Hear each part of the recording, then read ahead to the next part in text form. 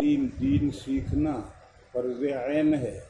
طلب العلم فریضۃ علی کل مسلم، یہ فرض عین ہے، کوئی مستثنا نہیں ہے، ہر ایک کو دین سیکھنا ہے. اور دوسرا مرحلہ جو ہے سارا دین سیکھنا، یہ فرض کفایہ ہے، فرض عین نہیں. اس آیت کریمہ میں اس فرض کفایہ کا ذکر ہے، اور یہ وجہ اس کی یہ بیان کی ہے کہ جیسا بچوں پر دین سیکھنا فرض عین ہے، اس لیے کہ بچوں کا کوئی مسئلہ نہیں ہے کھیلنے کے علاوہ. بس ہر بچہ اگر مکتب میں جا کر دین سیکھے تو کوئی حرج و تنگی نہیں ہے.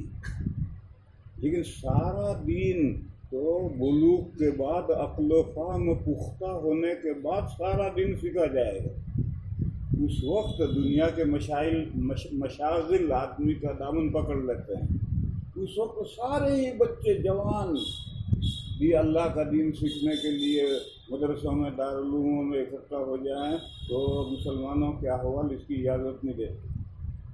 وہ فرض عین اور یہ فرض کفایہ ہے. یہ فرق احوال حالات کی وجہ سے، حالات کی وجہ سے بھی ہے، اور جو علم پڑھیں گے اس کی ضرورت کی وجہ سے بھی ہے. مکتب میں جو علم بچہ پڑھتا ہے اس میں ہر بچے کی اپنی ذاتی ضرورت ہے، پوری زندگی ضرورت ہے. اور بڑا ہو کر کے جو سارا دین پڑھتا ہے تو وہ اس کی بھی ضرورت ہے، اور اس کے علاوہ اہم دوسرے لوگوں کی ضرورت ہے. اور دوسرے لوگوں کی خدمت کے لیے وہ سارا دین پڑھنا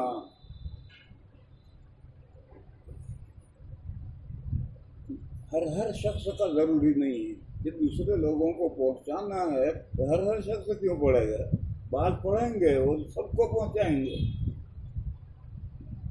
تو اس جملے میں یہ مضمون ہے، وَمَا كَانَ الْمُؤْمِنُونَ لِيَنْفِرُوا كَافَّةً. مسلمانوں کے احوال اس کی اجازت نہیں دیتے کہ تمام مسلمان اپنا وطن چھوڑ کر نبی پاک صلی اللہ تعالی علیہ وسلم کے ساتھ جہاد کے لیے نکل کھڑے ہوں. اس کی اجازت نہیں ہے. لہذا چھٹائی کرنی چاہیے، ہر صوبے میں سے ایک طالب علم کو لینا چاہیے.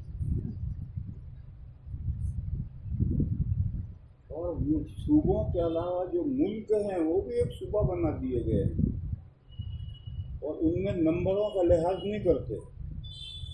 شرط پوری کرنے والے طلباء میں جس کے سب سے زیادہ نمبر ہیں اس ایک کو لے لیتے ہیں تاکہ دارالفتہ کا فیض ساری دنیا میں پہنچے. فَلَوْلَا نَفَرَ مِنْ كُلِّ فِرْقَةٍ مِّنْهُمْ طَائِفَةٌ. سب دارالعلوم کے فضلہ ہیں، سب دارالفتہ کے خواہش مند ہیں، امیدوار ہیں، مگر اول اعلیٰ نمبروں سے ہم لینا شروع کریں گے تو ہو سکتا ہے مغربی یو پی کے سب آ جائیں، مشرقی یو پی کے سب آ جائیں،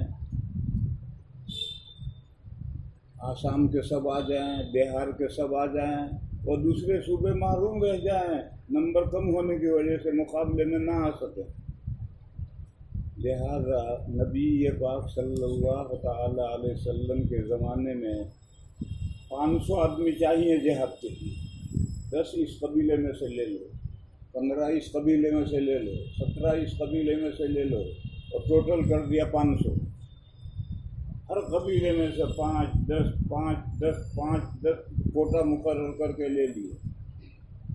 یہ آیت کریمہ کا مفہوم ہے.